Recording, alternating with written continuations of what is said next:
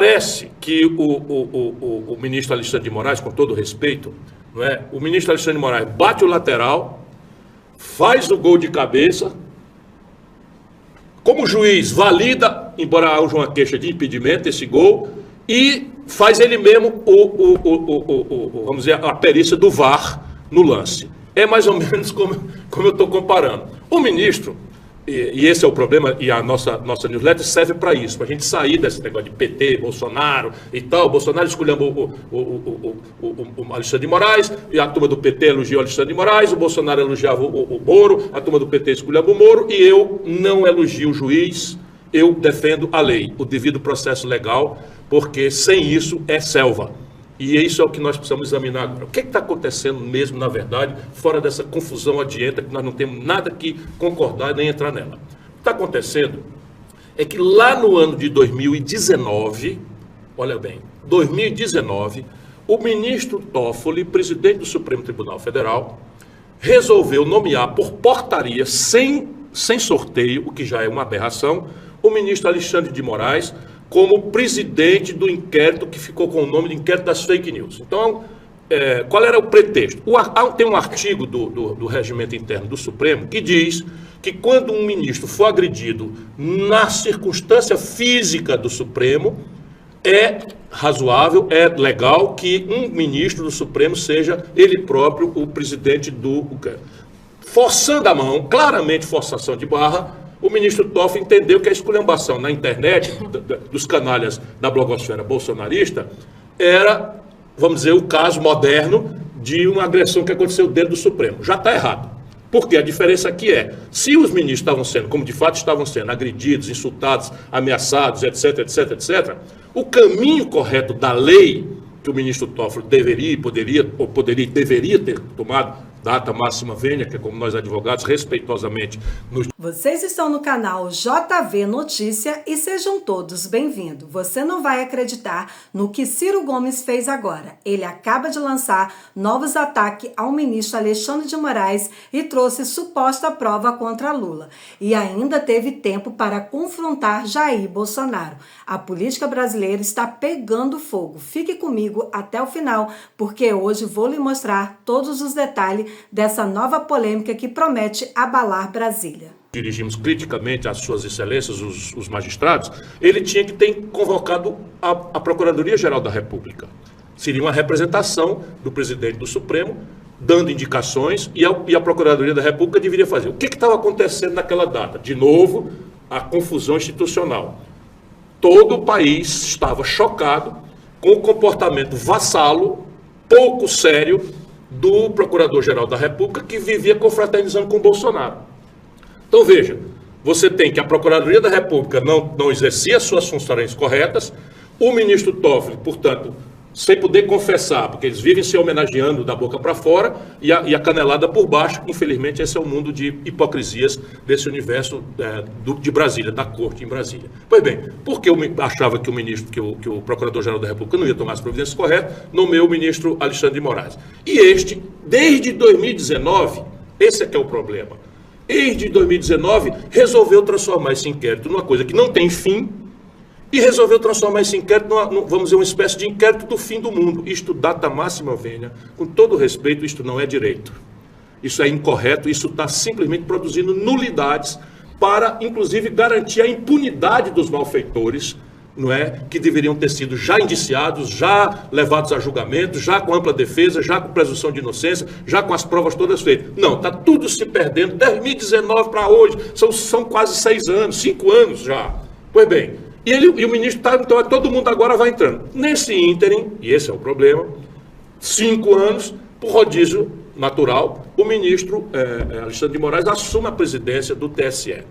Como presidente do TSE, ele tem lá um departamento que é natural, porque nós temos uma justiça especializada eleitoral e os tempos eleitorais são críticos. Você não pode esperar meses, dias, não sei o quê, por um recurso que às vezes está perdido. Então você tem lá, né, no TSE, uma espécie de poder de polícia, diferente do STF, que não tem.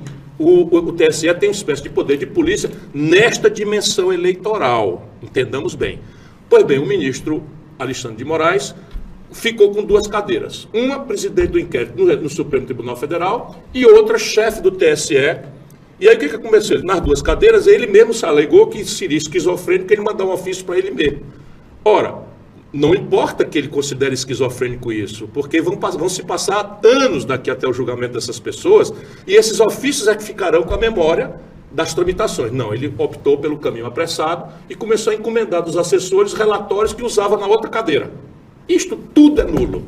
Tudo isso vai garantir a impunidade dos grandes canalhas que agrediram os ministros, que agrediram a ele próprio, o ministro Alexandre de Moraes. E a propósito, como ele é ele mesmo agredido, insultado, até fisicamente, como aconteceu no aeroporto no estrangeiro, ele já perdeu, aparentemente, está perdendo a isenção e o distanciamento. Isso tudo enfraquece, diante da opinião pública, a autoridade que nós precisamos que seja amada mais do que respeitada pelo povo brasileiro. Está tudo errado e a gente precisa urgentemente encerrar esse inquérito e aí as coisas voltarão para a sua normalidade. Nós precisamos ter instituições superiores aos homens, superiores às pessoas.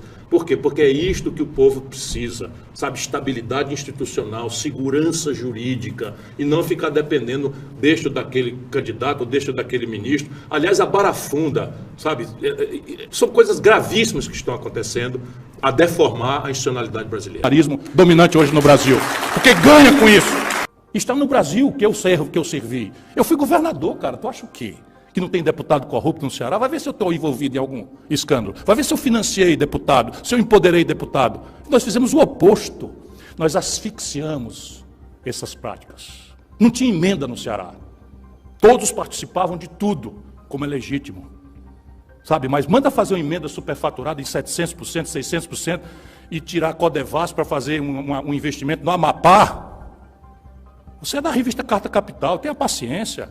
Eu estou dizendo aqui de novo, eu estou dizendo que a Codevasf, Companhia do Desenvolvimento do Vale do São Francisco e do Parnaíba, está fazendo investimento superfaturado no Amapá. Neste governo. Neste governo. Por quê? Porque a direção e as práticas que estão lá são os mesmos. É por lá que se esvai o orçamento secreto. E como é que nós vamos fazer? Deu certo isso? É uma pergunta simples. Caramba, o Lula foi parar na cadeia. Será possível que não aprendemos nada? Ou nós acreditamos que o Lula foi inocentado? Ele não foi inocentado. O Lula teve direito à presunção de inocência restaurada, é diferente de ser inocentado num julgamento. Por quê? Porque o processo devido legal ele nunca teve, e eu denunciei na primeira hora. Eu me propus a homiziar o Lula, junto com a comissão de juristas, se ele fosse ilegalmente preso. Porque eu sabia o que estava acontecendo. Então ninguém me confunda, eu vou terminar aqui porque isso é criticamente irrelevante. Se não fica assim, o Bolsonaro fazia o orçamento secreto e isso era uma abominação. O Lula fazia pragmatismo político. O que nós estamos ensinando para o jovem brasileiro? O Lula nunca quis mudar. Não tem compromisso com a mudança do Brasil. É o responsável pelo reacionarismo dominante hoje no Brasil. Porque ganha com isso. Agora, mantido o estatuto da independência e da autonomia do Banco Central, está escrito lá, eu sou advogado, Lei Complementar número 179, se a memória não me falha, artigo 5º, inciso 4º.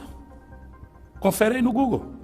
Diz lá, cabe ao presidente da República demitir o presidente e a direção do Banco Central, caso ele não cumpra as metas que cumpriu. O Banco Central brasileiro não cumpriu a meta de inflação do ano passado, não cumpriu a do ano atrasado, a razão de direito e de fato está dada para demissão. Por que não tenta? Porque diz, esta demissão tem que ser provocada pelo Conselho Monetário Nacional. Quem é o Conselho Monetário Nacional? É o governo, Sérgio Lírio. É o ministro da Fazenda, completamente entregue à banqueirada, que está indicando um banqueiro para a direção nova do Banco Central. Chama Galípoli. Estão indicando um banqueiro para o Banco Central. Poxa, comemorar a redução de 13 centavos do botijão de gás é no mínimo sacanagem, né? Chegar para mim e falar sobre os Mais Médicos, que era um programa que financiava a ditadura cubana com mais de 50% do seu próprio salário, é sacanagem também. Inclusive, que o próprio presidente Bolsonaro fez uma alteração para poder o salário ficar integral para o médico e vocês não quiseram. Olha só, afinal de contas, tem que pagar o dinheirinho ali para a ditadura. O Minha Casa e Minha Vida, que vocês tanto falam, mas que em 2015 foi alvo de mais de 300 inquéritos, por exemplo.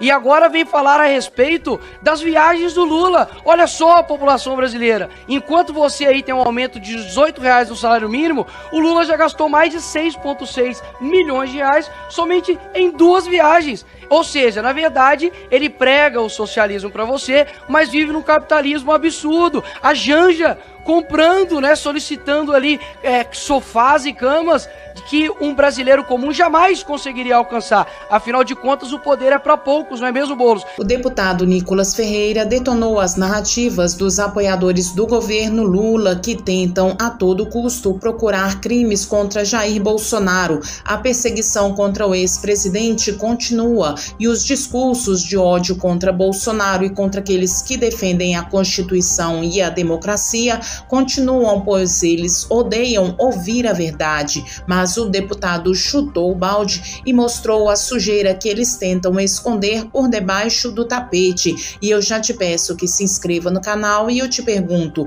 você concorda com o que disse o deputado Nicolas Ferreira? Deixe a sua opinião aqui pra gente nos comentários. Então realmente é fácil você dizer, calma, escuta. Vamos manter a prática. É joia e é tudo legal. É joia e é tudo legal. E daí ele vem me falar a respeito das viagens, deputado. Não, mas é normal, não consegue ouvir verdade. E é engraçado quando chega para poder falar a respeito das viagens do governo Lula, como se isso fosse algo benéfico para o Brasil.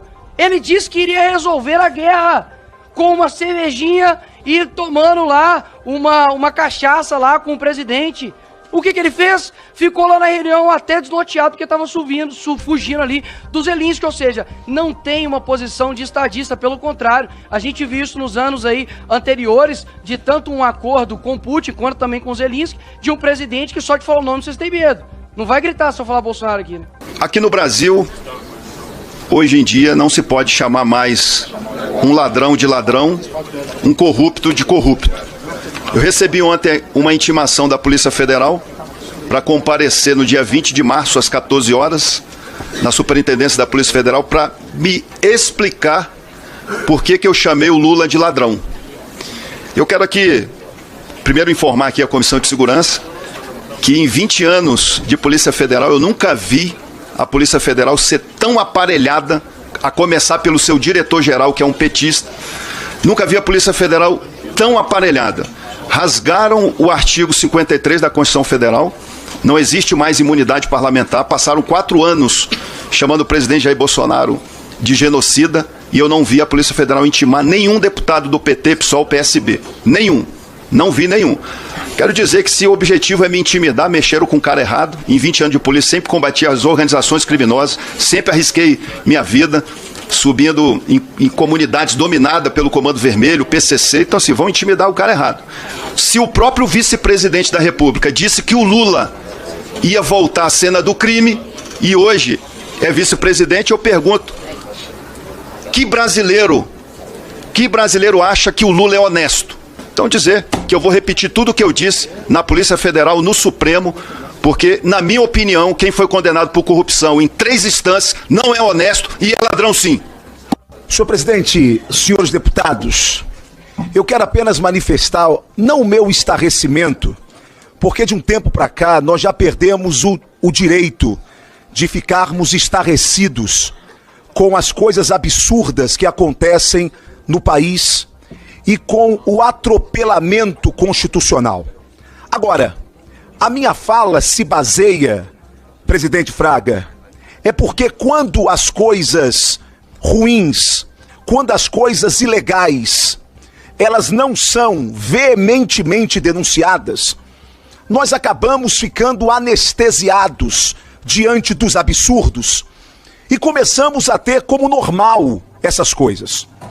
Eu fiquei, mais uma vez, digo, nós não temos direito mais de ficar estarrecido, mas eu preciso manifestar a minha indignação pela fala do deputado Gilvan da Federal, que talvez tenha passado desapercebido por nós aqui, quando ele diz, aqui nesta Comissão de Segurança Pública e Combate ao Crime Organizado, que ele foi convocado a depor na Polícia Federal para dar explicações porque ele, no uso de suas atribuições parlamentares, usou a palavra ladrão para adjetivar o senhor Lula da Silva. É de um absurdo tão terrível, Faur. A Polícia Federal agora convocar um deputado federal para dar explicações do que diz, atropelando completamente o artigo 53 da nossa Constituição Federal, que diz que os deputados e senadores são invioláveis civil e penalmente por quaisquer de suas palavras, votos e opiniões. É por isso que a esquerda chamava Bolsonaro de genocida e a Polícia Federal não questionou nenhum deputado da esquerda. Por quê? Porque por mais absurdo que fosse isso, eles estavam amparados pelo artigo 53 da Constituição. Infelizmente, a nossa Polícia Federal, ela está aparelhada. A Polícia Federal, e eu termino agora, presidente, ela se tornou uma polícia ideológica, partidária, e se apequenou em uma milícia. O que nós temos hoje é uma milícia a serviço de um único poder da República. É uma milícia que visita a Casa de Deputados, que visita o Parlamento Nacional, sem que os presidentes das casas tenham a dignidade de defender os seus pares. É uma vergonha o deputado Gilvan da Federal ser convocado para dar explicações na Polícia Federal e nós não termos o presidente Arthur Lira que se coloque em defesa de um de seus pares. Porque se nós não temos o presidente para defender este poder que ele foi eleito para representar, então eu não sei por que nós temos presidente nesta casa. Eles querem ganhar dinheiro por votação, emenda liberada. Para que essas emendas liberadas, se o povo é o menos beneficiado? O cara manda uma emendinha de 200 mil reais para o município e manda um empreiteiro junto. Que desgraça! Que desgraça!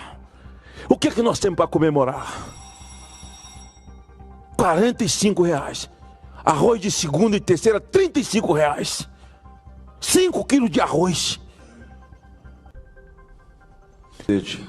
Eu iria à tribuna só para dizer que o Brasil encerra sem nada para comemorar. Essa chamada reforma tributária, ela é um compêndio ideológico. Ela fecha um ciclo. Nós não temos presidente. Nós mudamos de regime. E esse regime inclui o Executivo, a Suprema Corte. E a minha esperança é a palavra e o discurso que Vossa Excelência tem mantido vivo e falou hoje aqui mais uma vez. É o que eu vou levar. Nós estamos vivendo no país da maior carga tributária do planeta. Eu não poderia encerrar dizendo, senhor presidente, que 5 quilos de arroz está custando 45 reais. O que é que nós temos para comemorar? O desemprego no Brasil, o índice é altíssimo. O que temos para comemorar? E alguém me desminta. Alguém entre online, corra do gabinete, dá tempo. Estamos ainda com inscrições e me desminta. A violência aumentou de forma absurda no país. O número de assaltos, o número de assassinatos, onde melhorou a segurança pública? Eu vi um monte de viatura branca ali. É para prender quem? Quem reza e quem ora? Porque bandido não prende. E quando põe a mão em bandido, ele sai na audiência de custódia. E se o bandido é de alta periculosidade, ele ganha um habeas corpus com muita facilidade para ir embora.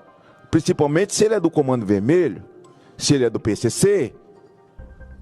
O que é que nós temos para comemorar no Brasil? É pessoal, o jogo político no Brasil está cada vez mais imprevisível. Deixa sua opinião nos comentários o que você acha das atitudes de Ciro Gomes. Ele está certo em confrontar Lula, Bolsonaro e Moraes ou está apenas jogando para a plateia?